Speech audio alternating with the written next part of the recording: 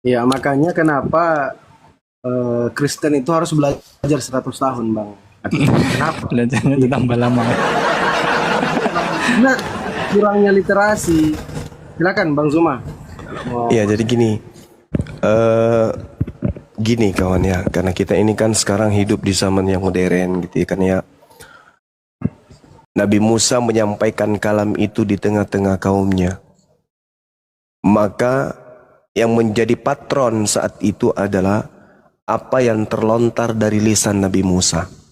Oleh orang beriman di kalangan kaumnya Nabi Musa, percaya kata demi kata yang terlontar dari mulut Nabi Musa, dan tidak percaya kepada apa yang diungkap oleh orang di luar dari mulutnya Nabi Musa. Maka orang yang taat kepada ucapan Nabi Musa itu disebut orang yang beriman kepada Tuhan yang mengutus Nabi Musa dan yang beriman kepada Nabi Musa yang diutus oleh Tuhan. Itu yang pertama. Lalu kemudian Yesus datang sebagai rabi, sebagai nabi, sebagai rasul.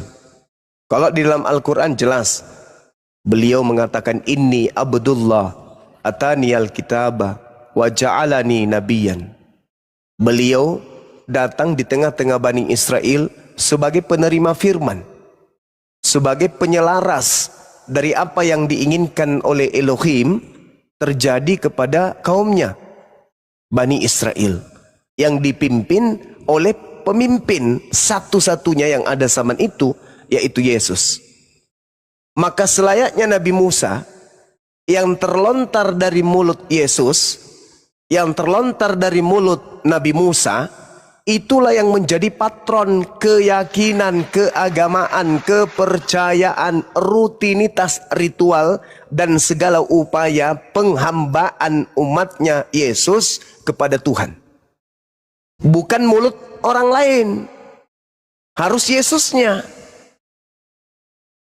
Makanya di dalam Al-Quran itu dikatakan, Nabi itu ketika diutus kepada kaum, Nabi ini yang harus membahas, yang mengkaji, yang menjelaskan, menelaah, mentafsirkan firman Tuhan kepada kaumnya. Dan hasil bukan cuma Al-Quran doang, Bible pun mengatakan itu. Sirat itu ada, sinyal itu ada, indikasi itu kuat. Yohanes 1 nomor 18. Coba kita lihat dengan seksama apa yang dikatakan kemudian di dalam Yohanes 1 nomor 18 ini. Di situ dikatakan begini. Tidak seorang pun yang pernah melihat Elohim, tetapi anak tunggal yang eksegomai.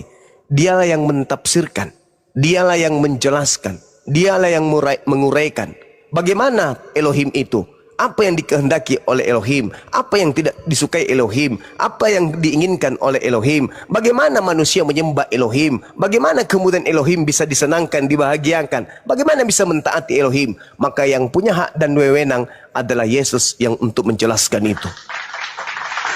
Tidak ada seorang pun yang pernah melihat Elohim, tetapi Yesus yang ada di pangkuan Elohim, Yesuslah yang menerangkan, yang menyatakan, yang memperlihatkan, yang menceritakan, yang menjelaskan, mentafsirkan tentang Elohim itu kayak mana. Bukan yang lain. Bukan yang lain. Maka ketika Yesus mengatakan segala firman yang engkau berikan kepadaku telah aku sampaikan kepada mereka, maka orang berakal akan mencari mana segala firman yang dilontarkan oleh Yesus dari mulutnya tanpa campuran oleh wartawan. Mana? Mana? Tidak boleh ada campuran. Kita nomor satukan dulu ucapan-ucapan Yesus. Mana ucapan Yesus ini? Bersihkan dulu ucapan-ucapan Yesus ini dari sangkaan-sangkaan, dari tambahan-tambahan orang-orang di luar daripada Yesus. Jangan dulu terima yang lain. Dudukkan dulu semua ucapan-ucapan Yesus. Tapi kemana hendak kita cari? Kemana hendak kita cari? Ucapan-ucapan Yesus yang tidak terkontaminasi, yang tidak kemudian mengalami perubahan, yang tidak mengalami penambahan dan pengurangan. Itu di mana kita harus cari? Sedangkan pola kehidupan keberagaman yang benar pada zamannya, Yesuslah sebagai satu-satunya corong penyampai firman Tuhan. Dia mengatakan apa coba? Di dalam Yohanes 14 nomor 24. Firman yang kau dengar dari mulutku itu bukan dari aku, tetapi dari dia yang telah mengutus aku. Berarti ini harus dinomorsatukan ini. Perkataan yang keluar dari mulut Yesus harus nomor wahid. Aku tidak berkata-kata dari diriku sendiri. Apa yang aku katakan adalah apa yang diperintahkan kemudian oleh Elohim untuk aku katakan dan aku sampaikan. Dan apa yang aku sampaikan itu adalah firman Tuhan yang kekal dan tidak bisa kemudian dirubah, diganti ataupun sebagainya. Itu diterangkan dalam Yohanes 12 nomor 50, 19 nomor 50. Sebab aku berkata-kata bukan dari diriku sendiri, tetapi Bapa yang mengutus aku, dia yang memerintahkan aku untuk mengatakan apa yang harus aku katakan dan aku sampaikan. Dan aku tahu bahwa perintahnya itu adalah hidup yang kekal. Jadi apa yang aku katakan, aku menyampaikannya sebagaimana yang difirmankan Bapa kepadaku. Nih, konsepnya itu di situ. Maka kalau ingin menjadi pengikut Yesus yang benar, harus berdasarkan dengan firman yang keluar dari mulut Yesus. Pertanyaannya, mana segala firman Yesus yang tidak terkontaminasi dengan pengarang?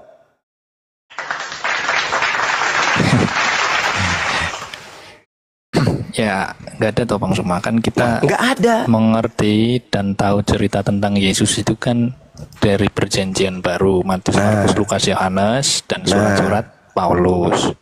Dan kemudian satu lagi Bang Suma. Iya. Memang betul di Alkitab itu tidak ada klaim Yesus yang menyatakan akulah Tuhan. Dan orang Kristen termasuk saya sendiri menyatakan atau mengakui atau memuliakan Yesus sebagai Tuhan itu atas dasar inisiatifnya sendiri selain dari pengajaran. Karena merasa bahwa kita sebagai orang berdosa telah diselamatkan. Nah, bentuk rasa syukur atau rasa terima kasih kita sampai kepada saya sendiri memuliakan Yesus sampai kepada kemuliaannya sebagai Tuhan atau penguasa. Itu juga selaras dengan yang diajarkan sama Paulus ya. Di surat Roma itu kan dikatakan di Roma 5:8 itu akan tetapi Tuhan menunjukkan kasih-Nya kepada kita oleh karena Kristus telah mati untuk kita ketika kita masih berdosa. Jadi dalam hal ini karena saya merasa juga orang berdosa dan Tuhan Yesus sudah menebus saya atau mungkin kebanyakan orang Kristen sehingga kita memuliakan Yesus sampai kepada kemuliaannya sebagai penguasa atau Tuhan.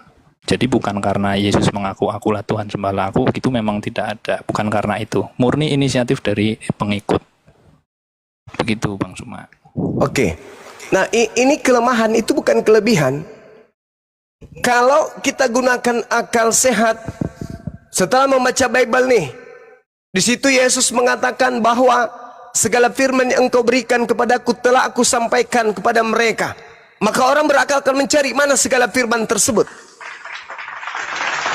Yang kedua, ketika kita membaca Bible, bahwasanya ternyata menurut penulis Yohanes, Yesus pernah mengatakan bahwa apa yang aku katakan, aku menyampaikannya sebagaimana yang difirmankan oleh Bapa kepadaku. Aku tidak berkata-kata dari diriku sendiri. Maka item yang kita dapatkan di situ adalah Yesus sebagai penerima firman ini tidak berkata-kata dari dirinya sendiri. Pertanyaannya, mana ucapan-ucapan Yesus yang adalah firman Tuhan tersebut? Kita cari, tidak kita temukan. Maka tinggalkan. Saya ingin beriman kepada Yesus. Saya ingin beriman kepada ajaran Yesus. Tapi sayangnya saya tidak menemukan lagi segala firman yang diterimanya dari Elohim. Yang muncul perkataan-perkataan orang lain. Lukas, Markus, Matius, Yohanes, Paulus. Oh, saya tinggalkan. Itu orang berakal, Bang. Saya ingin beriman kepada Yesus. Tapi mana firman itu? Mana ucapan-ucapan itu? Ternyata Yesus dikelilingi oleh penulis-penulis, pengarang-pengarang, para wartawan yang menuliskan tentang Yesus, tapi tidak ada kemudian validasi dari Yesus. Maka orang berakal itu akan meninggalkan itu. Ngapain saya beriman kepada yang bukan diucapkan Yesus? Sementara Yesus sendiri mengatakan, sebab aku berkata-kata bukan dari diriku sendiri, sebab Bapa yang mengutus aku, dialah yang memerintahkan aku untuk mengatakan. Bapa memerintahkan kepada Yesus untuk mengatakan sesuatu kata, dua kata, tiga kata, empat kata, membentuk satu kalimat. Kalimat ada cakupannya, apakah itu perintah atau larangan. Tapi mana itu? Mana? Ya. Satu Bang Suma. Memang betul Alkitab juga ditulis pasca Yesus naik. Dan itu selisihnya juga mungkin cukup lama ya tahunnya ya. Dan jika kita berpikir secara logika menyatakan bahwa karena Yesus tidak memvalidasi sehingga tulisan tersebut tidak bisa dipercaya. Strukturnya itu kan urutannya kan Yesus hidup dulu, wafat terus bangkit terus naik, baru ada tulisan itu. Karena tidak divalidasi oleh Yesus, menurut Bang Suma secara logika seharusnya kita tidak percaya. Pertanyaan saya, kan Bang Suma juga percaya nih bahwa yang disebut, mohon maaf nih kita agak geser ke Muslim nggak apa-apa ya, bahwa yang disebut silakan. Nabi Isa dan Yesus itu kan sosok yang sama. Bagaimana Bang Suma bisa percaya juga dengan misalnya cerita Nabi Isa yang juga tidak divalidasi oleh Isanya sendiri? Oke, saya jawab. Ya, strukturnya tadi sudah clear ya bahwa kalau tidak divalidasi langsung kita tidak boleh percaya. Logikanya bicara begitu. Silakan bagaimana Bang Suma percaya itu? Silakan. Oke, baik. Jadi dalam ajaran Yesus, dia membawa hakikat Bapa. Kerangka berpikirnya adalah aku berkata-kata bukan dari diriku sendiri, tetapi Bapa yang mengutus aku, dialah yang memerintahkan aku mengatakan apa yang aku katakan dan aku sampaikan. Tidak ada pemikiran penganut agama samawi untuk bertanya, di mana Bapak datang kepada Yesus? Sejak kapan Bapak berfirman kepada Yesus? Siapa saksi melihat Yesus menerima firman dari Bapak? Enggak begitu konsepnya. Sama seperti ketika Elohim berfirman kepada Abraham. Konsep agama samawi tidak ada yang berkata, di mana datang Elohim ke Abraham? Mana ada. Musa menerima firman dari Elohim, tak ada konsep samawi. Di mana kemudian Elohim datang kepada Musa? Nggak ada itu. Kenapa? Agama samawi sudah menyadari dengan pasti, dengan sadar, pencipta langit dan bumi laisa kamitslihi syai', tidak serupa dengan makhluk, sehingga Tuhan pencipta langit dan bumi ada yang disebut wahyu. Ma makna wahyu? Apa wahyu itu? Wahyu itu adalah ilham yang berasal dari langit turun kepada sang utusan atau wakil Tuhan yang disebut Nabiullah. Jadi kita manusia biasa tidak punya hak untuk menuntut. Aku tidak pernah melihat wahyu turun ke Yesus. Aku nggak pernah melihat malaikat datang kepada Musa, kepada Ibrahim. Bukan begitu polanya. Jadi Yesus apapun yang terlontar dari mulutnya, wajib hukumnya diimani bahwa itu adalah firman Tuhan. Saya ulang, apapun yang terlontar dari lisan Yesus, karena dia adalah utusan Tuhan yang suci, maka apapun yang keluar dari mulut Yesus, wajib hukumnya diimani sebagai firman Tuhan. Tidak ada embel-embel, malaikat datang memberikan kekuatan kepadanya, siapa yang jadi saksi? Tidak ada itu. Nggak ada itu. Orang yang beriman kepada para nabi tidak mempertanyakan hal seperti itu. Kenapa? Karena mereka yakin dan percaya nabi bukan pembohong, nabi bukan pendusta, nabi bukan penyesat. Mereka menyampaikan apa yang diperintahkan, apa yang diilhamkan, apa yang diwahyukan oleh Elohim kepada dirinya, lantas disampaikan kepada umatnya. Itulah yang disebut iman. Itu satu. Kemudian ketika berbicara mengenai Nabi Muhammad, Al-Quran menerangkan di dalam surah An-Nisa ayat 166, Allah subhanahu wa ta'ala menjelaskan kemudian, a'udzubillahi minasyaitonirrajim, lakinillah yashhadu bima ansala ilaika ansalahu biilmih wal malaikatu yashhadun wa kafa billahi syahida. Tetapi Allah menjadi saksi atas Al-Quran yang diturunkannya kepadamu wahai Nabi Muhammad. Dialah Allah yang menurunkan dengan ilmunya, dan para malaikat pun menyaksikan, dan cukuplah Allah yang menjadi saksi. Sama seperti ketika di Keluaran 1, Keluaran 7, aku Elohim mengutus engkau Musa sebagai Tuhan kepada Fir'aun dan Harun sebagai nabimu. Ada orang-orang bisa bertanya, di mana Elohim berfirman kepada Musa? Di mana Elohim? Siapa saksinya? Enggak ada. Ketika Yesus mengatakan, aku menerima firman dari Bapa, apa yang aku ucapkan ada apa yang diperintahkan. Gak ada orang bertanya, di mana Yesus menerima firman dari Bapa? Siapa saksinya? Itu gak ada. Makanya Yesus mengatakan dalam Yohanes 8 nomor 29, Dia yang mengutus aku senantiasa menyertai aku. Dia tidak pernah kemudian meninggalkan aku, membiarkan aku seorang diri, sebab aku senantiasa melakukan apa yang berkenan dalam dirinya. Yohanes 8 nomor 15, nomor 16, 17, 18. Jika engkau menghakimi manusia, aku tidak menghakimi siapapun. Namun apabila aku menghakimi manusia, penghakimanku itu otomatis benar. Kenapa? Karena aku menghakimi bukan seorang diri, melainkan aku bersama dengan Bapa yang telah mengutus aku. Bukankah di dalam kitab Tauratmu dikatakan, dua saksi adalah sah? Akulah yang bersaksi tentang kenabianku, tentang kerasulanku, dan Bapa juga bersaksi tentang aku. Aku dan Bapa tentang kenabianku, tentang kemesiasanku, tentang Kristusnya aku. Yang menjadi saksi bukan kalian, yang menjadi saksi adalah Bapa dan aku. Anda mau percaya, Anda tidak percaya, tidak ada paksaan dalam percaya kepada Yesus. Begitulah Nabi Muhammad ketika menerima Al-Quran tidak butuh saksi. Tapi yang jadi masalah di sini adalah tidak ada sahabat Rasulullah yang menulis Al-Quran kemudian tanpa validasi dari Nabi Muhammad. Tidak ada sahabat Rasulullah yang menghafalkan ayat-ayat suci Al-Quran yang tidak mendapatkan ijazah legalitas dari Nabi Muhammad sallallahu alaihi wasallam. Bagaimana dengan Lukas? Bagaimana dengan Markus? Bagaimana dengan Matius? Bagaimana dengan penulis Yohanes? Bagaimana dengan Paulus? Bagaimana dengan penulis Petrus? Bagaimana dengan penulis kemudian kisah para rasul? Ada validasi? Ada legitimasi? Ada ijazah? Ada instruksi? Ada perintah? Ada kemudian Yesus memberikan sinyalemen bahwa mereka menghafalkan, menuliskan itu berdasarkan atas perintah titah dari Yesus? Ada?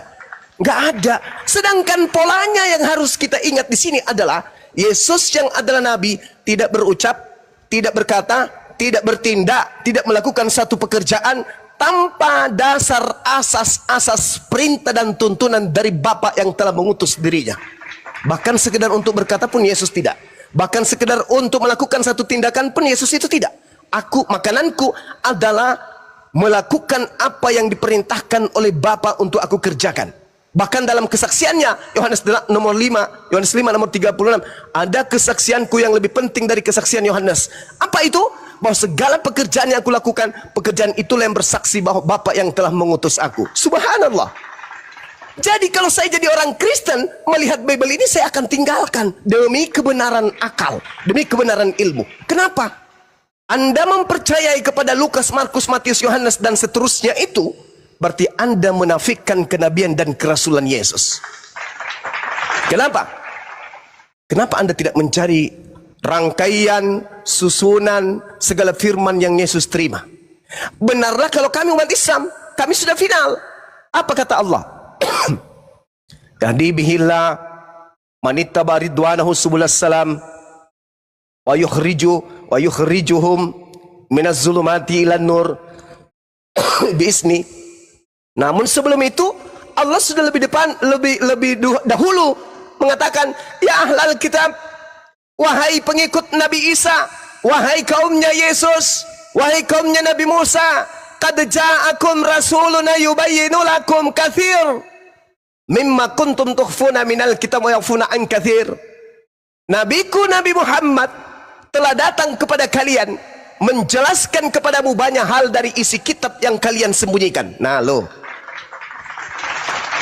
kalau Al-Quran ini ditolak oleh saudara, tolong tunjukkan mana rangkaian pengajaran Yesus yang murni, tidak bercampur dengan ucapan manusia. Ingat kata Yesus, aku berkata-kata bukan dari diriku sendiri. Seorang Yesus, sang penerima firman, utusan Tuhan yang mulia, yang tidak kemudian dinafikan kemudian kesuciannya, terkemuka di dunia dan di akhirat. Dia adalah jalan kebenaran dan hidup. Siapa yang percaya kepadanya akan hidup. Siapa yang menolak kepadanya, maka dia akan mati dalam dosanya.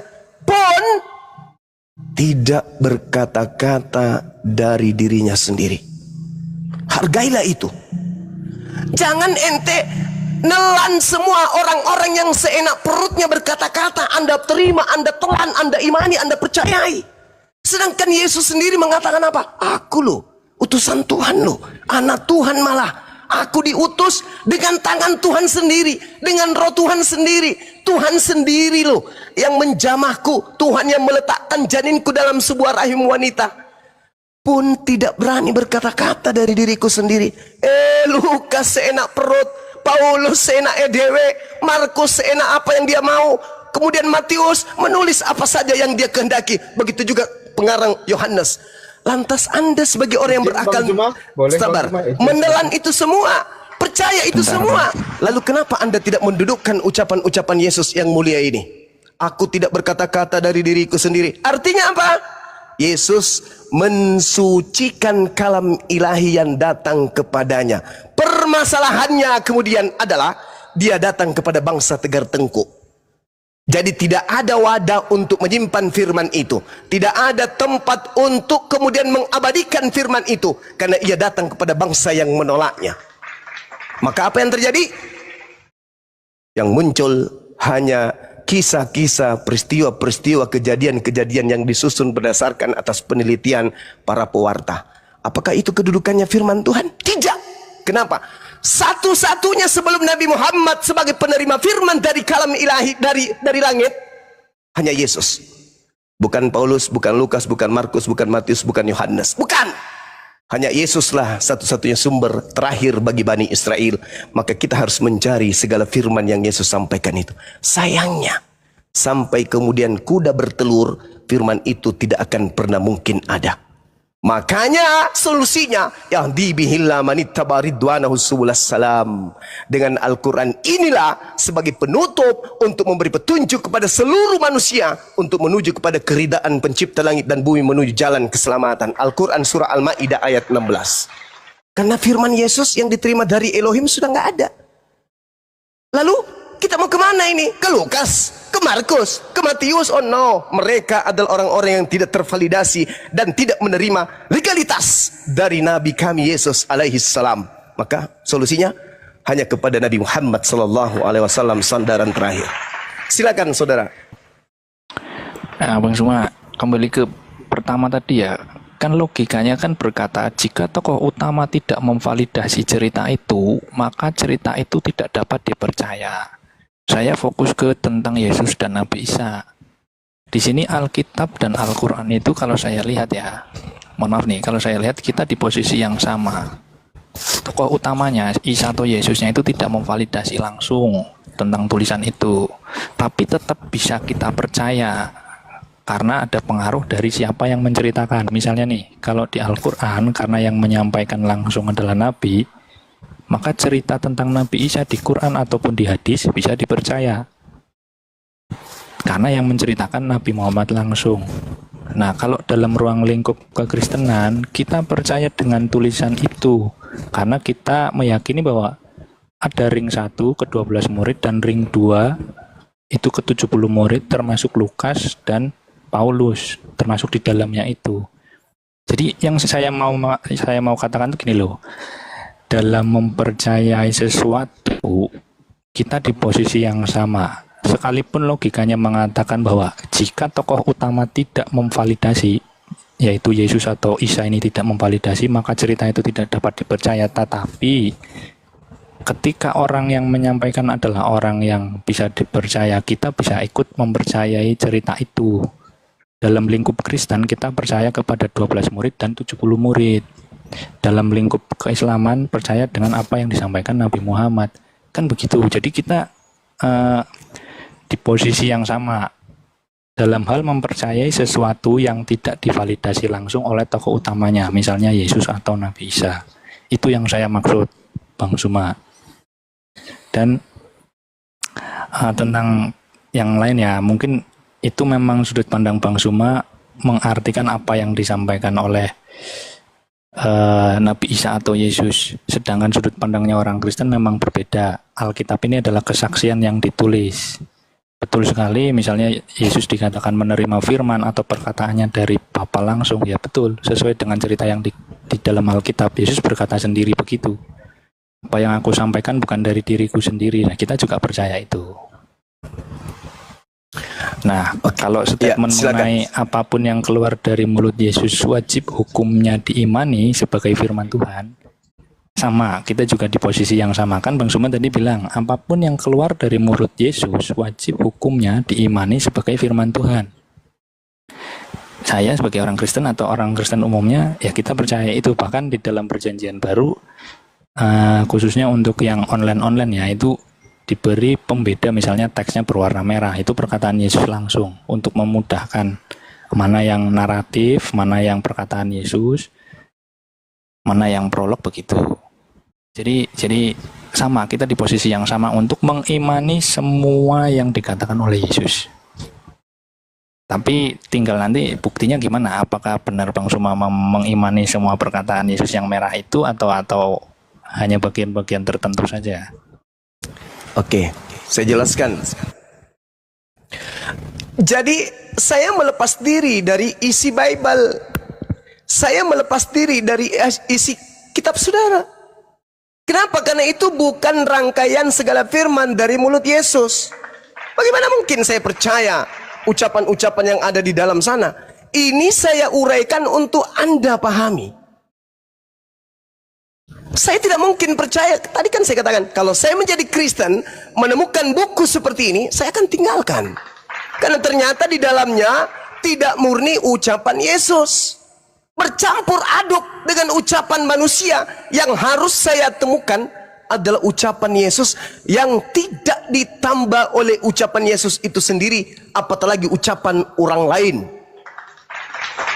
Itu maksudnya.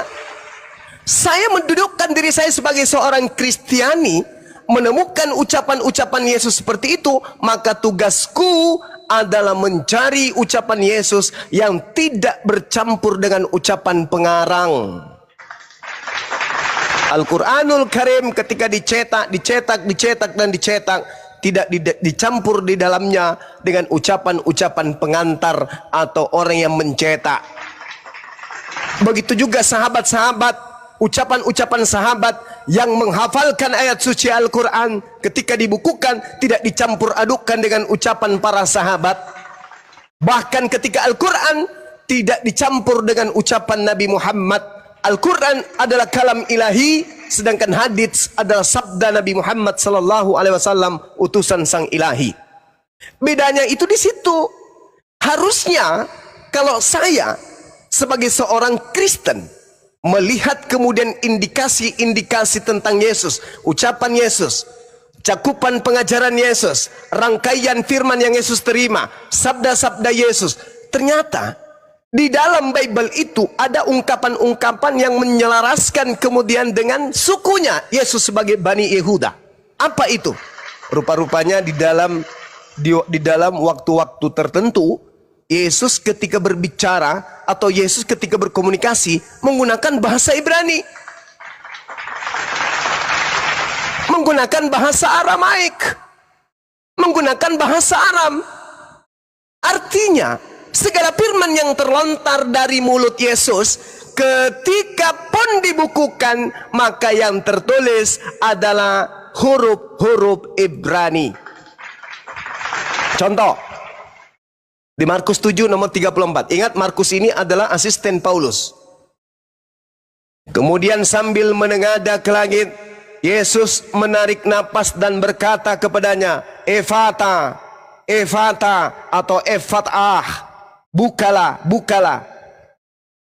Yesus berbicara ke langit dengan menggunakan bahasa Aram. Sama seperti dalam kejadian Kisah Para Rasul 26 nomor 14. Yesus berbicara dalam bahasa Ibrani. Artinya, setiap kali Yesus melontarkan pengajaran yang berasas firman dari Bapa, maka Yesus pasti menyampaikannya dengan menggunakan bahasa Ibrani, bahasa Aram. Kenapa? Karena yang menjadi kemudian anak didiknya, pendengarnya, audiensnya adalah mereka yang menggunakan bahasa Ibrani, bahasa Aram.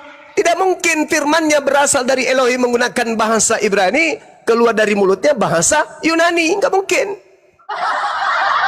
Dari sini aja saya dapat menyimpulkan bahwa surat-surat Lukas, Markus, Matius, Yohanes dan semuanya itu itu hanya menceritakan tentang kisah sejarah yang mereka tahu dari kesaksian-kesaksian orang-orang yang mereka kumpulkan tentang peristiwa cerita-cerita yang ada di sekelilingnya, dan apa yang mereka inginkan tambahi dan kurangi dan jelaskan dan terangkan di dalam buku mereka. Kedudukan firman Tuhan yang datang kepada Yesus itu sudah tak ada. Inilah yang diterangkan oleh Al-Quranul Karim, bahwasanya orang-orang terdahulu, wa minhum ummiyuna la ya'lamunal kitab illa amaniya wa inhum illa yazunnun. Di antara mereka ada yang buta, tidak memahami kitab terdahulu kecuali hanya berangan-angan dan mereka hanya menduga-duga. Fawailul lilladzina yaktubuna alkitaba biaidihim thumma yaquluna hadza min indillah liyashtaruna bihi thamanan qalila.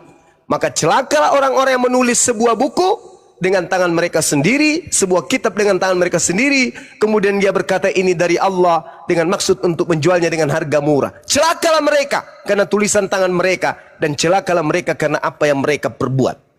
Inilah yang dimaksud.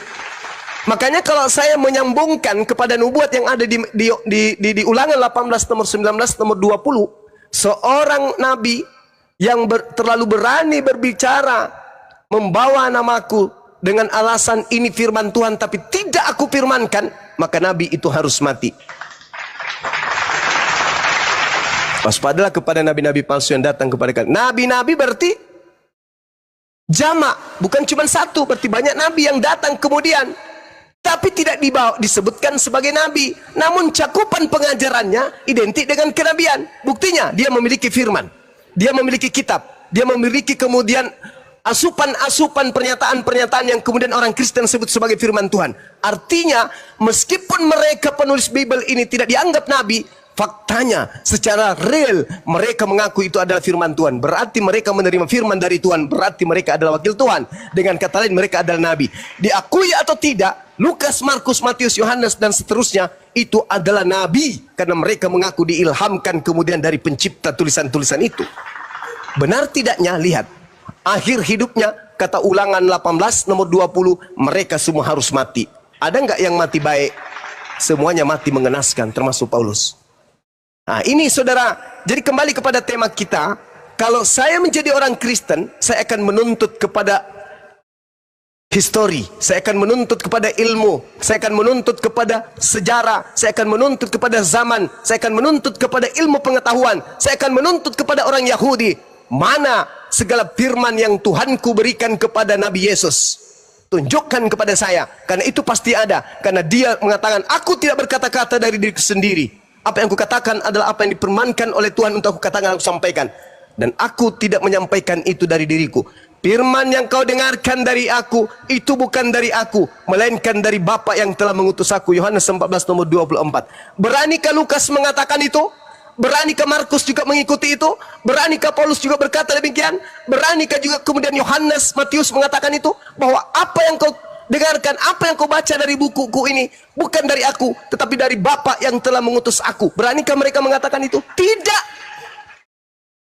Karena sejatinya mereka tidak pernah sadar bahwa kelak tulisannya akan dijadikan sebagai kitab suci oleh kekuatan Imperium Romawi. Mereka tidak pernah sadar kalau mereka punya tulisan nantinya akan lolos ketika ada pengkanonan kitab. Kitab-kitab lain, tulisan-tulisan lain dijadikan sebagai kitab apokrifa, kitab yang disembunyikan, sementara kitab mereka diloloskan. Mereka tidak pernah bermimpi kalau catatan-catatan mereka kelak akan diangkat derajatnya jadi surat kabar, menjadi firman yang dianggap firman Tuhan. Itulah yang terjadi saat ini. Sehingga kenapa Bible itu bisa dikoreksi, bisa direvisi, bisa diperbaiki, bisa diperbarui seenak pesanan, karena itu bukanlah kalam ilahi. Sekali lagi saya katakan sederhana, Bung. Kalau saya menjadi seorang Kristen, saya akan menuntut kepada siapapun yang bisa saya tuntut. Tunjukkan kemudian firman Tuhan yang datang kepada Yesus, yang tidak terkontaminasi dengan pengajaran-pengajaran orang Roma, orang Yunani yang syarat dengan kepentingan. Ada? Tidak ada. Maka tinggalkan kemudian. Silakan. Gini Bang Sumo. Ya, saya sambung lagi ya.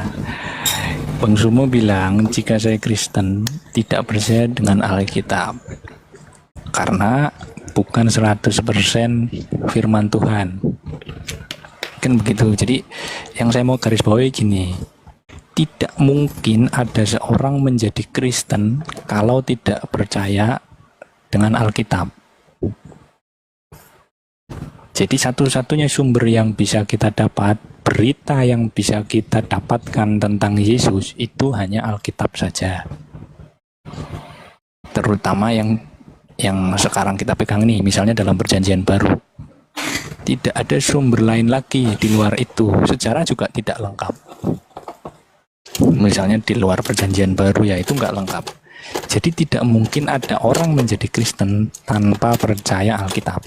Formulanya begitu. Jadi bukan terbalik. Jadi Kristen dulu kemudian tidak percaya dengan Alkitab, enggak seperti itu. Percaya dulu dengan pemberitaan, dengan Alkitab, kesaksian para murid yang ditulis dan diberitakan, barulah menjadi pengikut Kristus berdasarkan berita itu. Nah, makanya di gereja kan juga atau secara keimanan orang Kristen kita kan diajari tentang iman yang berproses. Dari mendengar dulu, kemudian percaya, baru bertumbuh. Itu dari mana? Itu juga dari Alkitab yang mengatakan. Dari surat Paulus juga, misalnya di Roma itu, iman timbul dari pendengaran, dan pendengaran oleh firman Kristus. Yang ditulis atau dicetak dalam Perjanjian Baru lah itu sebenarnya ya kesaksian para murid atau berita yang diceritakan oleh para murid itu yang ditulis. Setelah mendengar bagaimana, baru kita percaya atau enggak. Kalau percaya berarti menjadi pengikut Kristus, jadi orang Kristen. Kalau enggak ya sudah, berarti bukan pengikut Kristus. Dia punya cara hidupnya sendiri. Seperti yang disampaikan oleh Yesus di dalam Yohanes 1:12 itu ya. Tetapi semua orang yang menerimanya diberinya kuasa supaya menjadi anak-anak Allah, yaitu mereka yang percaya dalam namanya. Nama Kristus maksudnya nama Yesus. Atau di surat Paulus yang sama itu di Roma itu, karena dengan hati orang percaya dan dibenarkan, dan dengan mulut orang mengaku dan diselamatkan. Jadi setelah mendengar baru dia percaya, bukan kebalik. Dan yang terakhir itu kita atau orang Kristen itu dituntut untuk bertumbuh di dalam iman percaya kepada Kristus. Oke lah, mungkin pertama dia baru tahu cerita sedikit-sedikit, kemudian diperdalam lagi. Kalau bertumbuh juga dari Alkitab juga, misalnya di Kolose itu surat Paulus juga. Kamu telah menerima Kristus Yesus Tuhan kita, karena itu hendaklah hidupmu tetap dalam Dia. Hendaklah kamu berakar di dalam Dia dan bangun di atas Dia. Jadi kita didorong untuk bertumbuh di dalam Kristus. Jadi formulanya memang mungkin berbeda ya Bang Suma. Dan kalau Bang Suma mengatakan tadi, jika saya Kristen, saya nggak percaya Alkitab karena bukan 100% perkataan Tuhan, itu bukan formulanya orang Kristen. Karena orang Kristen tidak percaya dengan, maksudnya formulanya orang Kristen itu percaya dulu dengan Alkitab, kesaksian yang ditulis, baru menjadi orang Kristen gitu. Sekalipun ya kita kan berbeda ya, yang Perjanjian Baru ini bukan 100% perkataan Tuhan, tapi 100% diklaim sebagai kesaksian para murid yang hidup sejaman kemudian ditulis begitu. Jadi klaimnya itu bukan 100% perkataan Tuhan, tapi klaimnya itu adalah kesaksian para murid yang ditulis. Begitu Bang Suma. Oke, saya tanggapi ya. Bismillahirrahmanirrahim.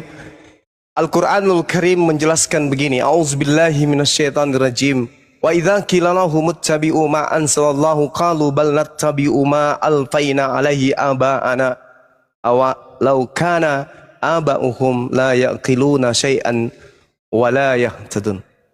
Apabila dikatakan kepada mereka, ikutilah apa yang telah diturunkan oleh Allah, baik itu kepada Nabi Musa, yang diturunkan kepada Nabi Isa, atau yang diturunkan kepada Nabi Muhammad, mereka akan menjawab, tidak, kami tidak akan mengikuti itu, melainkan apa yang kami dapati dari nenek moyang kami, itulah yang kami ikuti. Padahal nenek moyang mereka itu tidak mengetahui apapun dan tidak mendapat petunjuk. Ini tolong gugurkan Al-Quran ini. Kebohongan yang pertama, ketika saudara mengatakan tidak ada orang menjadi Kristen tanpa percaya kepada Bible. Saya banyak berdebat dengan seorang pendeta, pastor. Justru saya yang mengajarkan isi Bible. Jadi mereka menjadi Kristen bukan karena Bible, tapi karena nenek moyang. Karena ikut kepada nenek moyang, ikut kepada orang tua. Bukan karena proses belajar Bible. Kalau orang menjadi Kristen karena belajar Bible, itu bullshit. Dan saya tidak pernah menemukan satu orang pun. Yang muncul adalah ketika orang itu sudah menjadi tokoh, dikasih tempat kemudian kedudukan di Kristen, barulah mereka mempelajari, membuka Bible itu. Untuk apa? Untuk berkhotbah, untuk mendoktrin, untuk mendogma. Mereka belajar Bible bukan untuk mencari kebenaran, tetapi untuk melanggengkan kedudukan sebagai tokoh yang mendapatkan keuntungan finansial. Tidak ada itu orang belajar Bible kemudian masuk Kristen, nggak ada. Misalnya orang Kristen, orang Hindu atau orang Islam belajar Bible, habis itu mereka masuk Kristen. Nggak ada itu, nggak ada. Saya belum temukan. Justru orang Kristen ketika belajar Bible keluar dari Kristen, itu faktanya. Karena mereka tidak menemukan kebenaran di dalamnya. Kemudian, saudara mengatakan bahwa percaya kepada Yesus. Saudara, kalau Anda percaya kepada Yesus, saya ulang lagi, kalau Anda percaya kepada Yesus, Anda akan menanggalkan Lukas, Markus, Matius, Yohanes, Paulus. Anda akan fokus kepada Yesus tok, kepada firman yang keluar dari mulutnya. Kenapa? Karena percayanya hanya kepada Yesus, gak boleh yang lain. Anda menolak Nabi Muhammad, harusnya Anda menolak Lukas, Markus, Matius, Yohanes, Paulus. Anda harus berfokus pada satu oknum ini, yaitu Yesus saja. Karena kenapa? Yesus datang ke tengah-tengah Bani Israel bukan sebagai seorang yang bisu. Dia adalah seorang rabi, dia seorang nabi, dia utusan Tuhan, dia kepercayaan Tuhan, dia bawa pengajaran, dia seorang guru, dia seorang junjungan, bahkan dia adalah jalan. Sudah jalan, dia adalah kebenaran. Siapa yang menerima jalan dan kebenaran yang diajarkan, maka dia akan memperoleh hidup. Kurang apa lagi? Jadi tidak dibutuhkan lagi Lukas, tidak dibutuhkan Markus, Matius, apalagi Paulus. Ngapain? Tapi sayangnya Anda kehilangan arah menuju kepada Yesus. Jalan itu terputus. Benang merah penyambung antara penulis Bible dengan Yesus itu tak ada lagi. Sehingga hanya ada iman buta yang Anda pakai. Anda sekedar hanya percaya saja, penting Yesus Tuhan, kami percaya kepada kesaksian-kesaksian. No, tidak begitu cara orang beriman yang benar. Dudukkan Yesus ini sebagai satu-satunya sumber. Dia adalah penyampai firman. Dia yang menerima firman dari langit, bukan Lukas, bukan Markus, apalagi Paulus. Lalu pertanyaannya, mana segala firman itu? Ada? Tidak ada. Kenapa? Karena pada saat Anda percaya kepada pengarang-pengarang, Anda akan digiring kepada cakupan apa yang mereka inginkan terhadap apa yang mereka tuliskan. Contoh, ini sederhana, Bung. Sederhana sekali.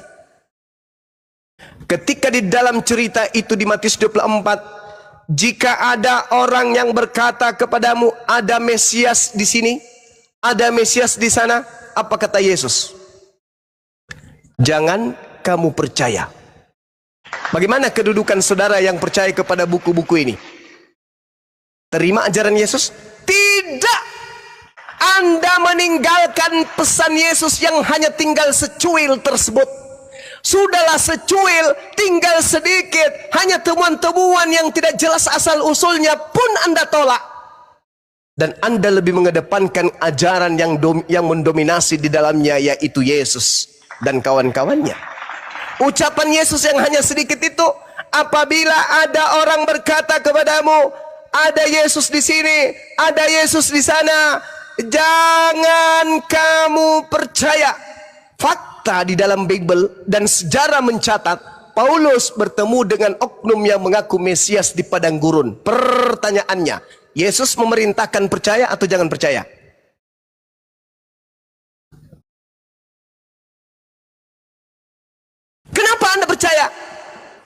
mengikuti nasihat Yesus? Karena kekristenan tidak dibangun dari firman yang diterima Yesus.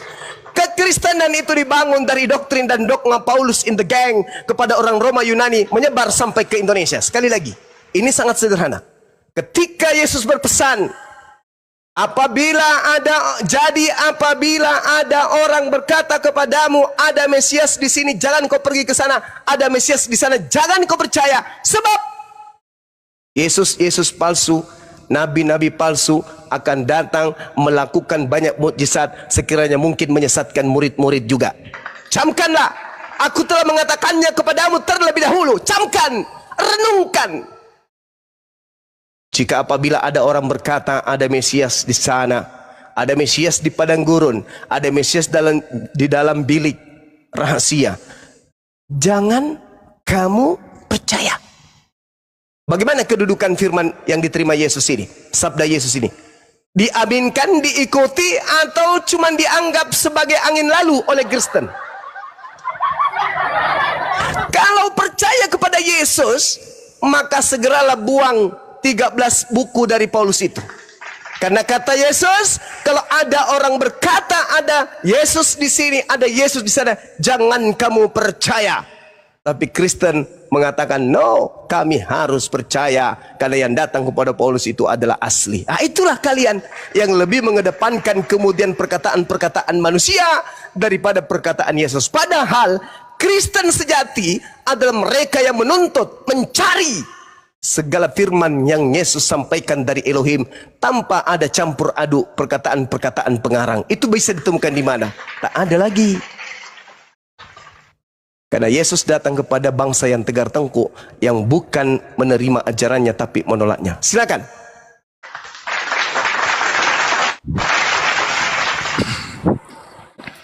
Ya, kita masuk ke tema yang berbeda.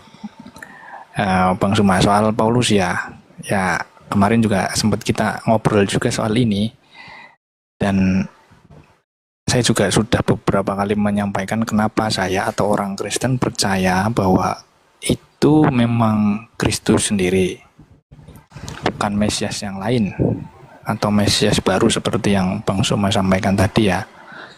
Seandainya ada Mesias yang baru atau Mesias yang lain, barulah kita meragukan. Tapi apa yang disampaikan Paulus justru menjunjung Kristus sendiri.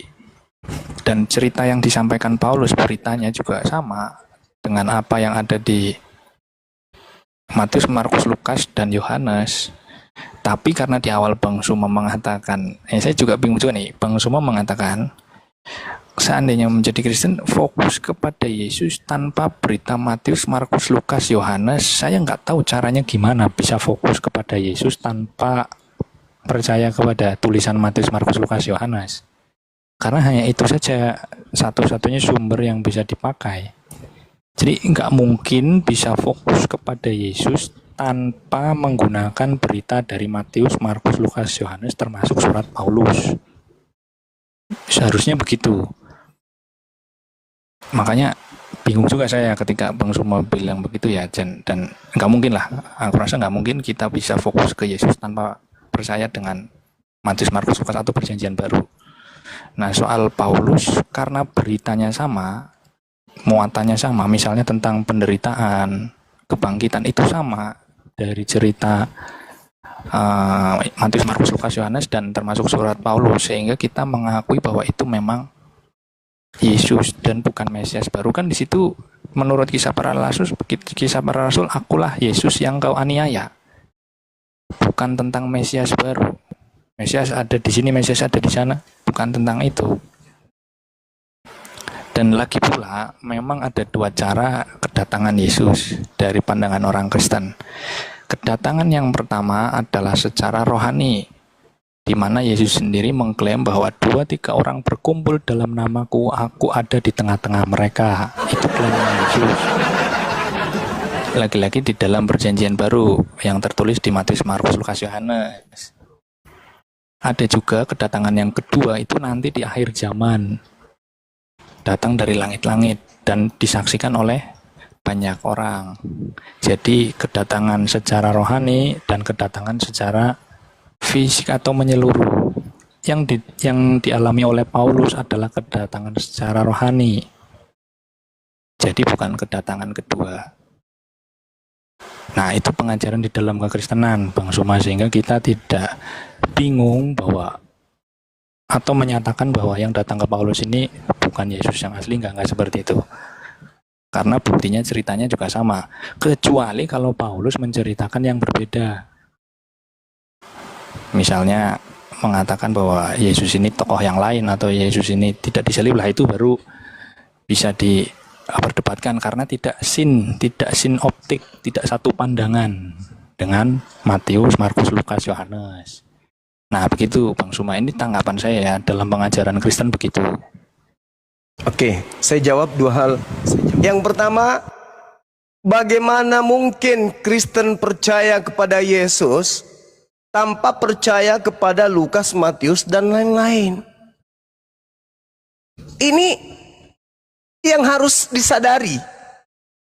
Ketika Anda percaya kepada catatan Matius, ketika Anda percaya kepada catatan Lukas, Markus, dan lain-lain, maka totallah percaya kepada tulisan tersebut. Dengan mendudukkan bahwa catatan-catatan ini adalah buku sejarah, bukan firman Tuhan yang diterima Yesus, yang bukan firman Tuhan yang Yesus sampaikan berdasarkan bukan dari perkataannya sendiri. Dudukkan buku-buku Matius Anda itu sebagai catatan-catatan pewarta atau surat kabar yang dituliskan oleh wartawan.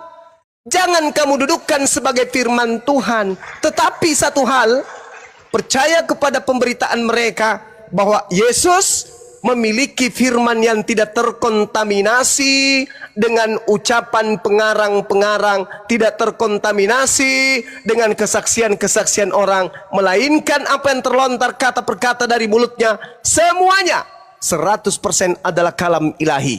Permasalahannya, mana seluruh firman yang Yesus terima itu? Tak ada. Maka solusinya, tanggalkan agama Kristen. Tinggalkan buku-buku itu dengan Anda percaya bahwa itu adalah firman Tuhan. Sederhana bukan? Silakan Anda kemudian percaya itu tulisan wartawan, tapi jangan percaya itu adalah firman Tuhan. Kenapa? Tidak ada validasi, tidak ada legitimasi. Yesus tidak mengenal buku-buku itu, dan justru buku itu menerangkan kalau Yesus itu ternyata tidak mencampur adukan antara ucapannya dengan ucapan Tuhan, apatah lagi ucapan pewarta dengan ucapannya dan ucapan Tuhan. Itu loh cara belajarnya. Itu yang pertama. Yang kedua, Anda mengatakan Yesus berkata datang secara rohani. Saudara, yang diterangkan jika 2-3 orang berkumpul di situ ada aku, itu tidak salah. Itu sudah betul.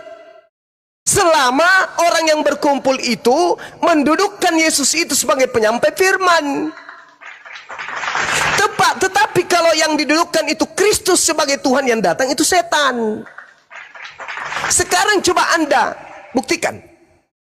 Ketika Anda bersama dengan orang Kristen berkumpul, berbicara tentang Yesus, apakah Yesus datang dalam bentuk cahaya? Apakah Yesus datang dalam bentuk suara? Tidak. Jadi kalau orang Kristen berkumpul menyebut-nyebut nama Yesus, ya di situ ada Yesus kan, nama Yesus disebut. Tapi berbeda dengan apa yang dialami oleh Paulus. Di situ ada cahaya, di situ ada suara. Dan Anda mengatakan bahwasanya Yesus ajarannya dan Paulus ajarannya itu ada sinkronisasi. Di mana sinkronnya? Sinkronnya di mana? Yesus mengajarkan dirinya hanya untuk Bani Israel. Paulus mengajarkan Kristus untuk seluruh dunia. Yesus mengajarkan menjaga hukum Taurat. Paulus mengajarkan membatalkan hukum Taurat. Yesus mengajarkan hanya menyembah kepada Elohim dan mengimani dirinya sebagai utusan Elohim. Paulus mengajarkan itu adalah Yesus adalah Elohim itu sendiri yang datang dalam rupa manusia. Yesus mengajarkan pengikutnya kemudian untuk mengikuti dirinya ke sinagoge, sujud, tauhid, menyembah hanya kepada Tuhan, menyembah kepada satu Tuhan, ibadahnya hari Sabat, berpuasa dan seterusnya. Paulus mengajarkan meninggalkan itu semua. Lalu yang Anda katakan sinkron yang mana? Tidak ada sinkronisasi. Yesus datang mengakui dengan sangat-sangat valid di dalam catatan yang dituliskan oleh penulis Yohanes 1 nomor 51. Malaikat kemudian naik turun kepada saya sebagai anak manusia. Kata siapa? Kata Yesus. Yesus mengatakan dirinya menerima firman sebagai apa? Sebagai anak manusia. Paulus mengatakan menerima firman Injil bukan dari manusia. Yesus anak Maria adalah manusia. Yesus Kristus yang datang kepada Paulus bukan manusia. Bertentangan. Endingnya di mana? Ketika Anda percaya kepada pemberitaan Paulus, berarti Anda menolak Yesus. Ingat kawan, Paulus itu mulai menulis suratnya di tahun 50-an. Yesus berkata antara tahun 30 sampai 33. Kalau ada kemudian orang berkata kepadamu, ada Mesias di sini, ada Mesias di sana. Apa kata Yesus? Jangan kau percaya. Paulus kemudian datang mengaku bertemu dengan Yesus di padang gurun. Di mana kedudukan saudara? Percaya atau tidak percaya? Anda percaya, berarti Anda anti Kristus, anti terhadap nasihat Yesus. Inilah celakanya kalau tidak menemukan segala firman yang Yesus sampaikan. Hanya menghantam semua buku-buku yang dijadikan sebagai pedoman dalam gereja. Yesus berkata jangan percaya. Saudara malah mengatakan percaya. Mana yang kami harus percaya? Yesus atau kan Anda? Hanya gara-gara aku adalah Yesus yang koniaya. Hanya gara-gara itu. Nah, namanya penyesat. Menyerupai Yesus pun bisa. Mengaku Yesus pun bisa. Dan itu ucapan Yesus. Waspadalah kepada penyesat yang datang kepadamu dengan memakai namaku dan berkata akulah Kristus. Mereka akan menyesatkan banyak orang. Mereka akan melakukan banyak mujizat sekiranya mungkin menyesatkan orang-orang pilihan, murid-murid pilihan. Itu nasihat Yesus di tahun 30 sampai 33. Putus pengajaran Yesus, muncul pengajaran baru. Aku bertemu dengan Yesus di padang gurun loh. Aku bertemu Yesus dalam bilik loh. Lah, Matius 24 jelas kok. Di Nata nomor 24. Apabila ada orang berkata bertemu dengan Mesias di padang gurun. Paulus mengaku bertemu di padang gurun. Atau mengaku bertemu Mesias dalam bilik. Paulus mengaku menulis Injilnya, surat-suratnya dalam bilik penjara, rahasia, taimeong. Lalu, Anda percaya? Yesus yang mengatakan jangan percaya, Anda malah percaya. Itulah kemudian kenapa saya mendudukkan di awal pembukaan tadi, dudukan dan cari segala firman yang Yesus sampaikan berdasarkan apa yang diterima dari langit. Anda tidak akan menjadi Kristen. Anda tidak akan tersesat. Jangankan menemukan itu, Bung. Jangankan menemukan. Anda susun semua tinta merah yang ada di dalam kitab saudara, tidak akan mengantarkan Anda menjadi Kristen. Anda akan dihantarkan kepada orang sebagai penonton bahwa Yesus itu ternyata hanya utusan Tuhan bagi Bani Israel. Apatah lagi kalau sampai Anda menemukan segala ajaran yang diterima dari langit tersebut. Saya yang tidak lagi. Cukuplah tinta merah itu. Tinta merah itu Yesus simpulkan di mana? Yohanes 5 nomor 36. Apa itu? Ada kesaksianku dari kesaksianku yang lebih penting dari kesaksian Yohanes. Bahwa segala yang aku kerjakan, pekerjaan itu yang aku lakukan sekarang, dan pekerjaan itu yang bersaksi bahwa Bapaklah yang telah mengutus aku. Jadi tinta merah seluruhnya menghantarkan orang percaya kesaksian Yesus. Apa itu? Aku adalah utusan Bapa. Begitu juga murid-muridnya. Yohanes 17:8. Segala tinta merah yang aku berikan, yang aku terima dari Bapa, telah aku sampaikan semua tinta merah itu kepada murid-muridku Bani Israel. Dan tinta merah itu menghantarkan mereka percaya bahwa Bapaklah yang telah mengutus aku. Jelas itu, Bung. Jadi tinta merah membuat murid Yesus percaya Yesus adalah Rasulullah. Bahwa tinta merah endingnya Yesus hanyalah utusan Tuhan. Hanya tinta hitamlah yang orang-orang Kristen percaya sehingga orang Kristen menjadi Kristen. Mana tinta merah yang menghantarkan Anda menjadi penyembah Yesus? Mana tinta merah yang menghantarkan Anda percaya kepada Lukas? Mana tinta merah yang menghantarkan Anda ke gereja? Mana tinta merah yang menghantarkan Anda kepada kerasulan Paulus? Mana tinta merah yang menghantarkan Anda ke gereja? Tunjukkan kepada saya. Kalau ada, saya turun sekarang ini. Silakan.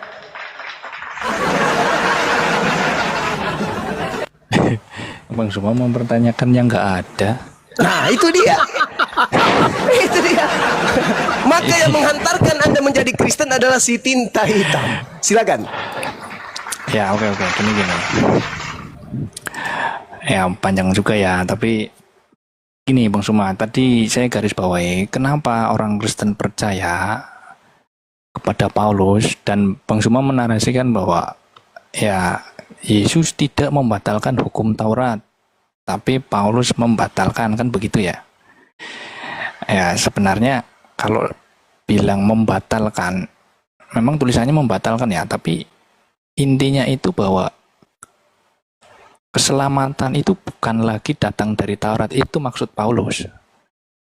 Dan bukan semata-mata kemudian Taurat tidak bisa dijadikan sebagai dasar. Wong Yesus sendiri yang sudah menjabarkan bagaimana Taurat yang seharusnya atau yang sudah ditingkatkan syaratnya ya. Kan Yesus mengajarkan, jangan kamu menyangka aku datang untuk meniadakan hukum Taurat. Aku datang bukan meniadakannya, melainkan menggenapinya. Yang tadinya orang dihukum karena membeen, dianggap berdosa karena membeen, sekarang benci saja itu sudah sama hukumannya dengan membeen. Kan begitu, artinya ada peningkatan syaratnya. Yang tadinya ber-ZN itu harus langsung tubuh dengan tubuh, sekarang hanya birahi saja sudah dianggap sama dengan ZN, itu kan peningkatannya. Nah, Paulus ini menegaskan bahwa sekarang bahwa orang itu dibenarkan itu bukan karena melakukan hukum itu, tapi karena iman kepada Kristus. Kalau beriman sudah pasti melakukan perintah Kristus, begitu loh maksudnya. Ya, dan satu lagi, kalau bicara soal Paulus, kenapa kita percaya, kita langsung ke fokus intinya, kebetulan karena Bang Suma Muslim ya Bang. Jadi karena ceritanya itu yang dimaksud sejalan itu cerita tentang pewartaan tentang penderitaan. Yesus rela menderita, maksudnya apa, dia rela dihina, bahkan menderita wafat sampai disalib. Karena cerita itunya itu sama gitu loh. Sehingga kita percaya itu. Tentang pengajaran yang lain itu kan Paulus mengambil cerita itu dan menjabarkannya lebih dalam kepada para jemaat, termasuk di Galatia misalnya.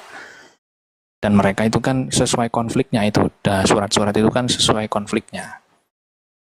Misalnya kepada Galatia, waktu itu ada ajaran lain yang berbeda dengan ajaran yang diajarkan oleh Paulus, bahwa keselamatan itu datang dari iman kepada Kristus, bukan dari ajaran lain atau menjalankan hukum Taurat.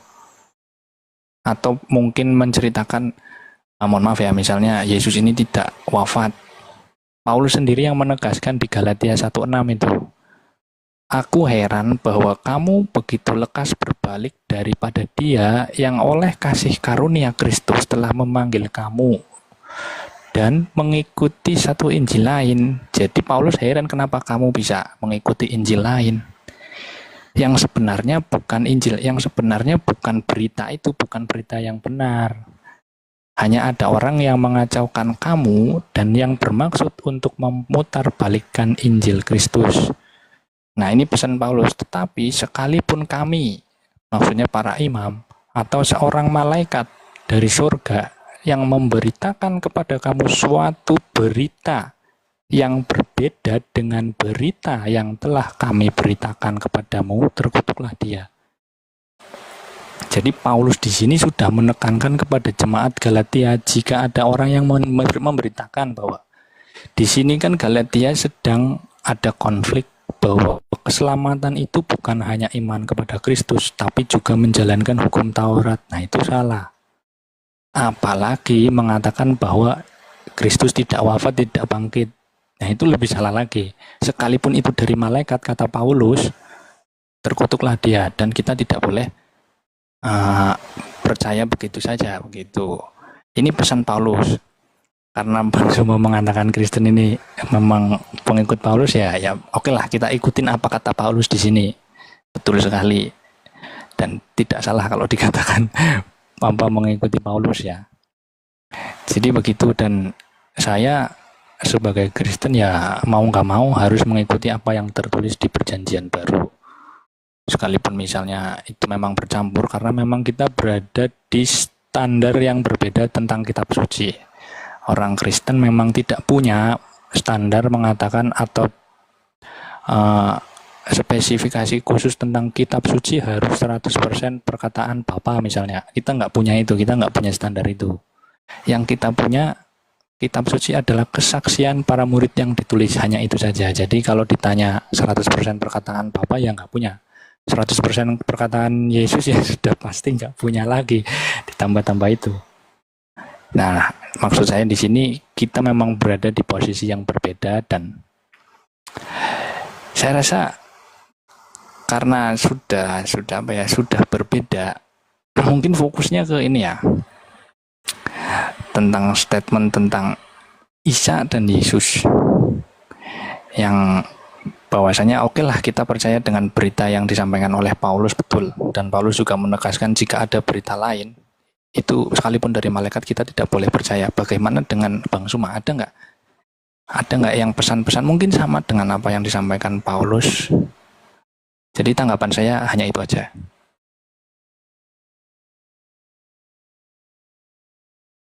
Oke, Bang Zuma itu ke-mute Bang Zuma. Oke, baik. Jadi gini kawan, ketika Paulus berkata, aku heran begitu cepat engkau berpaling kepada Injil-Injil lain. Kenapa dia mengatakan seperti itu? Karena pada masa itu banyak Injil yang berselebaran. Itu kan suratnya dia dalam Galatia kan? Galatia 1 nomor 6 itu dia mengatakan, aku heran begitu cepat engkau berpaling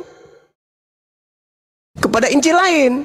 Kenapa? Karena memang pada saat itu banyak Injil. Coba Lukas saja mengatakan banyak orang yang menyusun berita-berita tentang peristiwa-peristiwa yang terjadi di antara kita. Banyak Injil-Injil lain yang bertebaran kemudian, termasuk Injil Filipus. Sementara Filipus ini adalah orang yang diajak oleh Yesus kemudian untuk bersama dengannya melakukan penginjilan, mengabarkan Injil Allah kepada orang-orang yang ada di Galilea. Nah sekarang Anda mengatakan bahwa terkait dengan penyaliban, Paulus kemudian yang menguraikan secara terinci. Kalau tidak ada penyaliban, apa yang mau dijual oleh Paulus? Gak ada. Mau jual apa Paulus kalau tidak ada penyaliban? Apa yang dia mau jual? Kerasulannya ini kira-kira laku karena apa? Ada? Tidak ada. Satu-satunya produk yang harus dia jual Paulus adalah penyaliban. Makanya di dalam 1 Korintus 1 nomor 23, penyaliban itu adalah batu sandungan bagi orang Yahudi dan kebodohan bagi non-Yahudi. Makanya orang-orang yang percaya kepada penyaliban itu adalah satu kebodohan. Pasti bodoh orang-orang itu.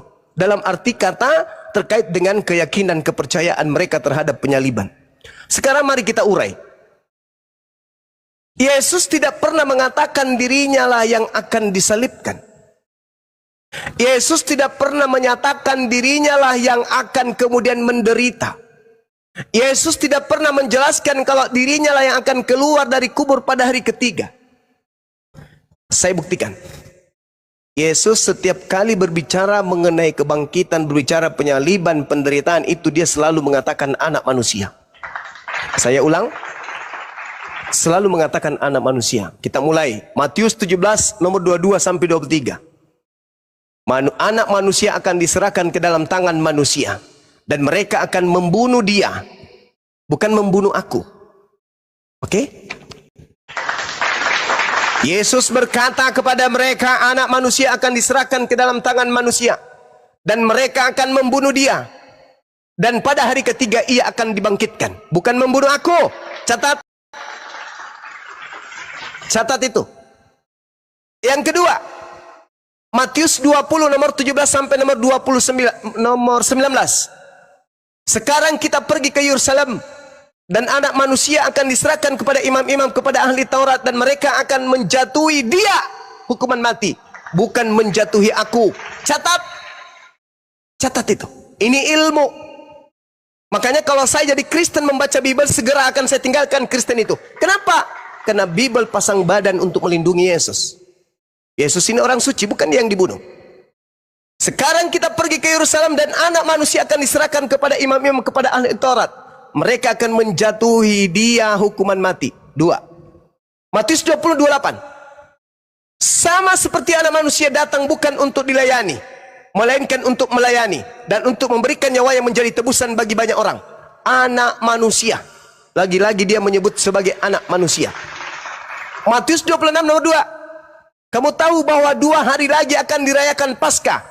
Maka anak manusia akan diserahkan untuk disalibkan. Anak manusia. Markus 8 nomor 31. Kemudian mulailah Yesus mengajarkan kepada mereka, anak manusia harus menanggung banyak penderitaan dan ditolak oleh tua-tua imam-imam kepala ahli Taurat, lalu dibunuh dan bangkit sesudah ketiga hari. Anak manusia. Markus 9:31 nomor 32. Sebab ia sedang mengajar murid-muridnya, ia berkata kepada mereka, anak manusia akan diserahkan ke dalam tangan manusia dan mereka akan membunuh dia. Anak manusia disebutkan dengan dia, tidak mengatakan aku. Markus 10:32-34.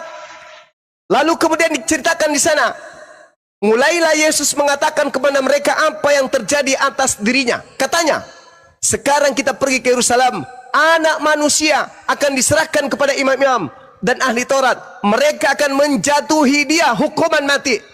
Dia hukuman mati. Lanjut. Lukas 9 nomor 22. Yesus berkata, anak manusia harus menanggung banyak penderitaan dan ditolak oleh tua-tua imam kepala ahli Taurat, lalu dibunuh dan dibangkitkan pada hari ketiga. Lukas 9 nomor 31. Keduanya menampakkan diri dalam kemuliaan dan berbicara tentang ketuanya yang akan digenapi di Yerusalem. Ini bercerita tentang anak manusia. Lukas 9:44 nomor 45. Dengarlah dan camkanlah segala perkataanku ini. Anak manusia akan diserahkan ke dalam tangan manusia. Anak manusia. Dia tidak pernah mengatakan aku. Anak manusia. Dia yang akan menanggung. Dia yang akan dibunuh. Dan seterusnya. Dia tidak pernah mengatakan kalau dirinya itu yang akan dibunuh. Lukas 18:31-34. Sekarang kita pergi ke Yerusalem dan segala sesuatu yang ditulis oleh para nabi mengenai anak manusia akan digenapi. Sebab ia akan diserahkan kepada bangsa-bangsa yang tidak mengenal Elohim, diolok-olokkan, dihina dan diludahi, dan menyesah dan membunuh dia. Pada hari ketiga dia akan bangkit. Dia akan bangkit. Lukas 24 nomor 6 nomor 7. Ia tidak di sini lagi. Ia sudah bangkit. Ingat apa yang dikatanya kepada kamu ketika ia masih di Galilea, yaitu anak manusia harus diserahkan ke tangan orang-orang berdosa dan disalibkan, dan dia akan bangkit pada hari ketiga. Dia akan bangkit pada hari ketiga.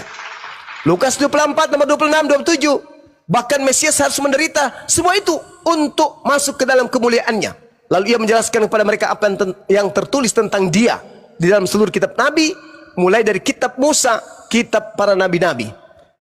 Lalu Lukas 24, kata Yesus kepada mereka, ada tertulis demikian, Mesias harus menderita, bangkit dari antara orang mati pada hari ketiga. Ingat, Mesias palsu.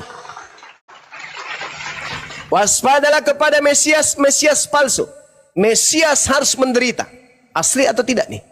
Itu harus kita kaji sebentar. Kembali kepada pengajaran Yesus, saudara. Yesus berkata kemudian di dalam kitab Lukas 24, Yesus berkata kepada mereka, inilah perkataanku yang telah kukatakan kepadamu ketika aku masih bersama-sama dengan kamu, yakni bahwa harus digenapi semua yang tertulis tentang aku. Baru dia mengatakan aku.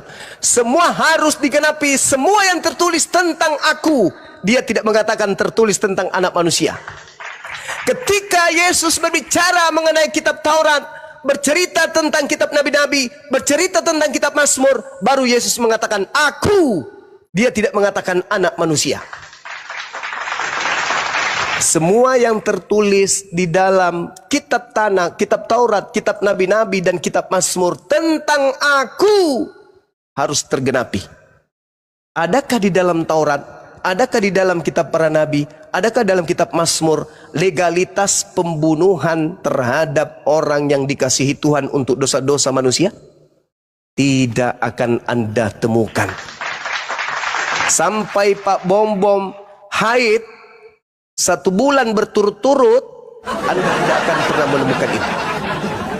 Anak manusia, dia akan mati, dia akan bangkit. Jadi kalau Anda mengatakan selaras dengan pengajaran Paulus, Mungkin yang Anda maksud nubuatan Yesus tentang penggantinya yang mati terkutuk di atas salib itu akan diuraikan oleh nabi palsu dari Kristus palsu. Silakan Anda bantah. Yesus mengatakan, inilah perkataanku yang harus digenapi dan harus kukatakan kepadamu selagi aku masih bersama-sama dengan kamu, yang di bawah harus digenapi semua yang tertulis tentang aku dalam kitab Taurat Musa dan kitab Nabi-Nabi dan kitab Mazmur. Tolong tenangkan pikiran Anda, gunakan akal sehat saudara. Saya bacakan data terakhir sebelum saya serahkan kepada antum.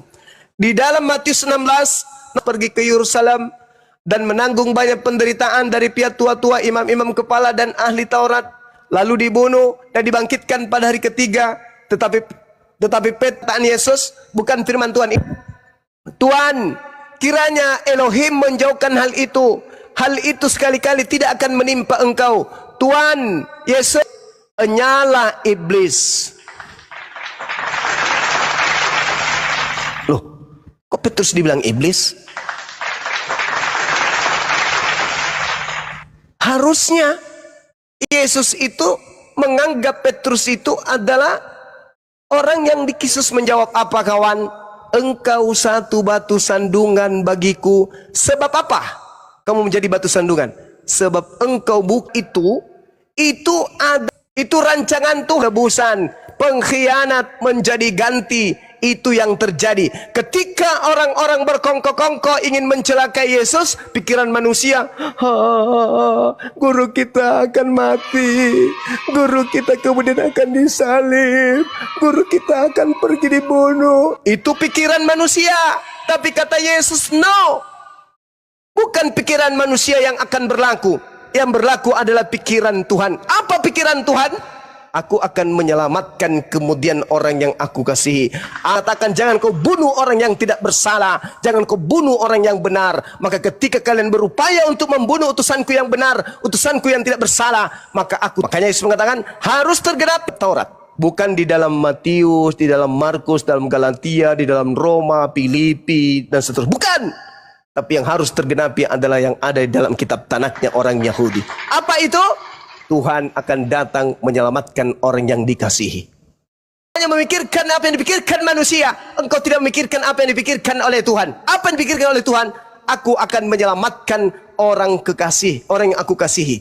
Naga, tidak ada apapun yang akan mencelakainya. Aku akan menjaga di setiap jalannya. Jadi Yesus oleh Tuhan tidak mungkin dibiarkan menderita. Manusia akan berkata, aduh kasihan Yesus, dia akan dibunuh, dia akan disalib. Itu pikiran manusia. Tapi agar kakinya tidak terantuk kepada batu. Itu yang terjadi, saudara bro admin. Jadi ketika Anda menyatakan dia adalah yang mengalami penderitaan, sedangkan Paulus mengatakan yang mengalami penderitaan itu adalah Kristus. Itu sudah betul. Sepadannya itu di situ. Bahwa Yesus mengatakan anak manusia, bahwa yang menanggung dosa-dosa orang Kristen itu adalah yang datang kemudian diajarkan oleh Paulus itu sendiri. Saya kira demikian sahabat-sahabat sekalian. Di tempat saya sudah hampir asar ini. Lagian saya mau ke proyek dulu sebentar. Mudah-mudahan apa yang saya sampaikan ini bisa dijadikan sebagai edukasi khususnya kepada generasi Islam berikutnya. Demikian, selanjutnya diserahkan kepada hostnya dan bro admin. Kita tutup aja dulu. Nggak apa-apa, nanti malam lagi kita lanjut. Mungkin bro admin ada yang ingin disampaikan. Oh iya, silakan bang admin. Ya. Mungkin saya sedikit Yesus sendiri. Seperti Bang Zuma menggunakan anak manusia yang dimaksud, saya juga menggunakan Alkitab yang sama. Kalau kita baca di Markus 14, di nomor 61-62, ini peristiwanya Yesus di hadapan mahkamah agama. Ya, dia ditanya, imam besar itu bertanya, yang terpuji, jawab Yesus, akulah dia. Dan kamu kanan yang maha kuasa, Yesus sendiri. Dan banyak nubuatan tentang apa yang akan terjadi oleh anak manusia. Misalnya dianiaya dan wafat, ya hanya Yesus sendiri yang mengalami itu. Jadi bukan tokoh lain. Atau mungkin yang diserupakan begitu.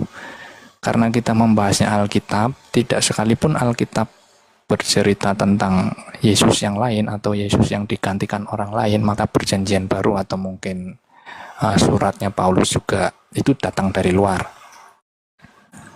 Kalau kita, Yesus juga mengajarkan bahwa Bapa mengasihi Yesus, betul. Kenapa? Kata Yesus, Bapa mengasihi aku oleh karena aku memberikan nyawaku untuk menerimanya kembali. Tidak seorang pun mengambilnya daripadaku, tapi aku memberikan. Dan satu lagi, sebenarnya memang fokusnya pengajaran Kristen itu bukan tentang teologi sih, bukan tentang Trinitas atau Tritunggal ya, tapi tentang penderitaan, pengorbanan, dan kebangkitan Kristus. Tentang yang disebut Bang Suma tadi, penolakan siapa? Petrus ya, dan dikatakan iblis itu kan sama dengan orang-orang yang waktu itu mau mencelakai Yesus. Iblislah yang menjadi bapamu karena engkau hendak membeen aku, dikatakan begitu. Nah, di situ ada dua tokoh, ada dua sudut pandang. Sudut pandang pertama adalah orang yang ingin mencelakai Yesus karena kebencian. Dan satu lagi adalah para murid yang tidak menginginkan hal itu, tetapi menerima apa yang dilakukan oleh para orang jahat itu kepada Yesus. Nah, orang Kristen berada di bagian para murid. Kita tidak menginginkan Yesus itu wafat atau menderita, tapi kita menerima apa yang diperbuat orang jahat itu kepada Yesus. Begitu. Terima kasih.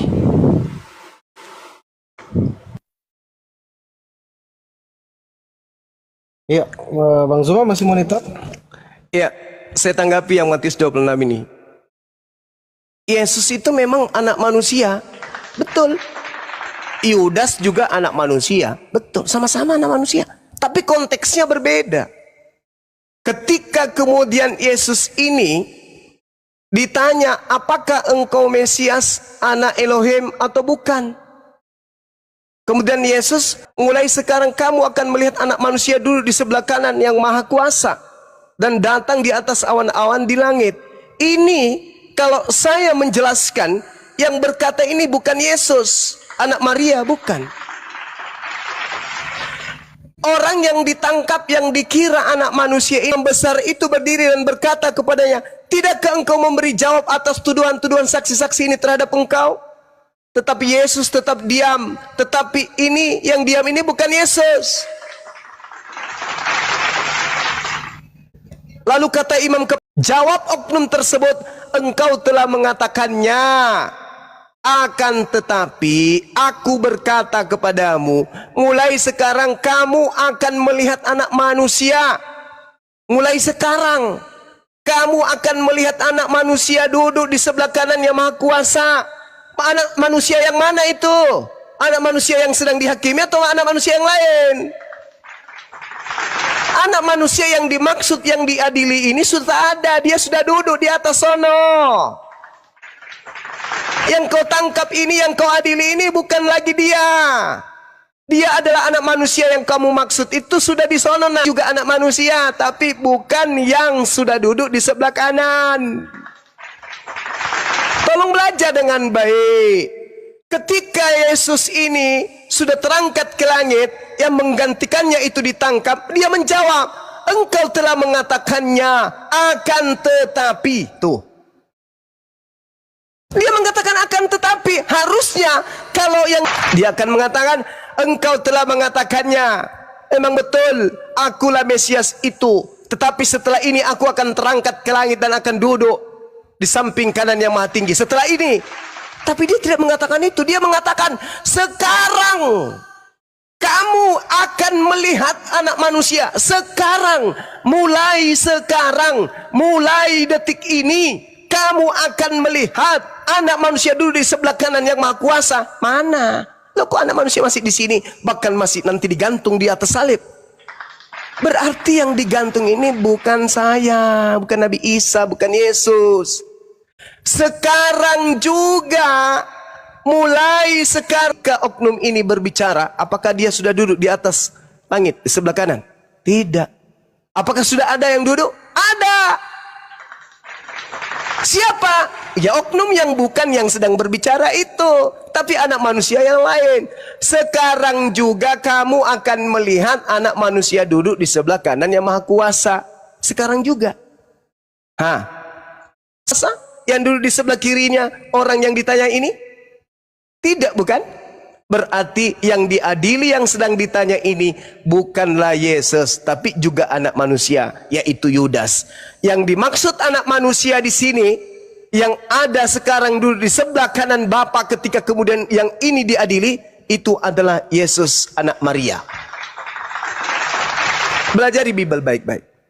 Anda akan sampai kepada ajaran Yesus kalau Anda mempelajari tinta merah ini dengan sangat-sangat sederhana, hanya dengan pola akal.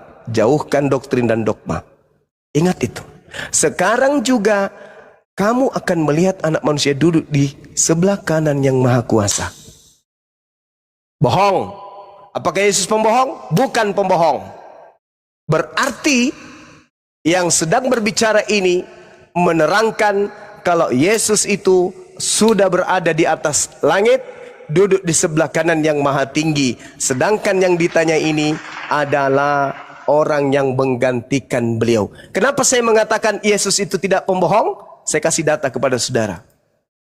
Apa kata Yesus kemudian di dalam kitab saudara yang jelas tertulis di dalam kitab Yohanes 12 nomor 40, nomor 30. Apa kata beliau? Dia mengatakan begini. Sekarang juga engkau akan melihat, apa dia mengatakan? Bahwasanya dunia ini akan dihakimi. Sebab kuasa dunia akan datang, penguasa dunia akan datang, dan sedikit pun dia tidak akan berkuasa atas diriku. Itu yang dikatakan oleh Yesus di dalam kitab saudara Yohanes 14 nomor 30. Silakan kita baca rame-rame ya teman-teman. Apa kata Yesus? Tidak banyak lagi aku berkata-kata dengan kamu. Tidak banyak lagi aku akan berkata-kata dengan kamu. Sebab penguasa dunia ini datang, dan penguasa dunia ini tidak berkuasa sedikit pun atas diriku. Jadi bukan lagi Yesus yang berkata-kata kemudian kepada muridnya pada saat dia diadili, pada saat dia, itu bukan dia lagi, tetapi oknum lain. Begitu juga diterangkan di dalam Yohanes 12 nomor 30. Yesus pun nomor 31, Yesus pun mengatakan sekarang berlangsung penghakiman atas dunia ini, sekarang juga penguasa dunia ini akan dilemparkan keluar. Jadi jelas Yesus itu tidak pernah ditangkap yang asli ya. Makanya dikatakan anak manusia, anak manusia, anak manusia, karena memang Yudas anak manusia. Ketika Anda membawa ke dalam Matius 26, justru disitulah kuncinya. Mulai sekarang kamu akan melihat anak manusia duduk di sebelah kanan yang maha kuasa. Jadi yang duduk di depan kamu ini bukanlah Mesias, tetapi pengganti dari Mesias. Saya kira begitu, saudara bro admin. Mungkin bisa kita lanjut besok atau lusa atau sebentar malam. Iya. Mudah-mudahan apa yang kita sampaikan ini dapat kita renungkan dan menjadi edukasi kepada kita. Tidak ada pemaksaan. Ini penjelasan saya berdasarkan dalil, uraian-uraian saya berdasarkan tafsir saya. Kemudian bro admin juga demikian adanya. Saya kira demikian. Subhanakallahumma bihamdi asyhadu an la ilaha illa anta astaghfiruka wa atubu ilaik. Salam tauhid, salam satu Tuhan. Jayalah Islamku, jayalah Indonesia kita. Assalamualaikum warahmatullahi wabarakatuh. Waalaikumsalam. Ya. Baik, silakan Bang Rostrum. Ada yang mau disampaikan Bang Rostrum? Ini kita ngobrol-ngobrol santai aja lah ya.